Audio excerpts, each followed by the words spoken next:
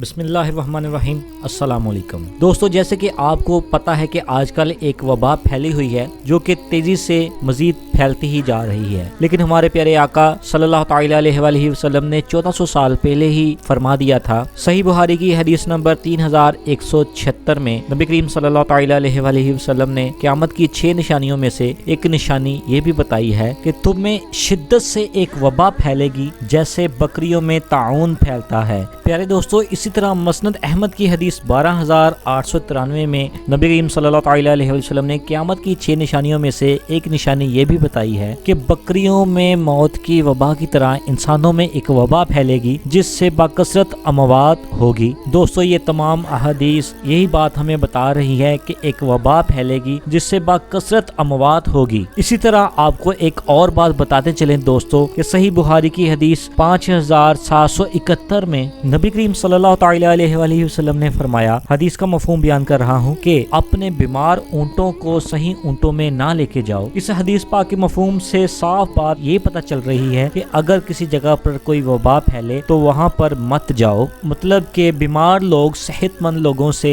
अलग रहें। आप अंदाजा करें दोस्तों कि 1400 साल पहले हदीस हमें वाज़ेह तौर पर ये चीज़ बता रही है, और ये साइंस तो आज हमें ये चीज़ें बता रही हैं कि सोशल डिस्टेंस रखें, किसी से हाथ ना मिलाएं, और ये सारी हदायत साइंस आज हमको बता रही है। लेकिन कुरान और हदीस में 1400 साल पहले ही हर चीज के बारे में बता दिया गया है। इसी तरह सही बुखारी की हदीस 593 में जिक्र है कि क़यामत उस वक्त तक कायम ना होगी जब हज बैतुल्लाह ना रुक जाए। आप अंदाजा कर लें दोस्तों, ये सारी चीजें होती हुई हमें नजर आ रही हैं। दोस्तों, जैसे कि आपको पता है कि उम्रे पर बैन लग चुका है और हज बैतुल्लाह भी माकूफ होने जा रहा है। दूसरी तरफ ईरान की सूरत हाल पर गौर करें तो पता चल रहा है कि कई लाख लोग मर सकते हैं, और अमेरिका और इटली की जो सूरत हाल है वो भी हम सब के सामने है। दोस्तों, ऐसा लग रहा है कि हालात नबी करीम सल्लल्लाहु ताला अलैहि वसल्लम की बताई हुई पेशगोई की तरफ बढ़ रहे हैं। दोस्तों, अब बात करते हैं इस वबा के इलाज की। दोस्तों, नबी करीम सल्लल्लाहु ताला अलैहि वसल्लम ने फरमाया कि कलौंजी में मौत के सिवा तमाम अमराज का इलाज है। अगर इस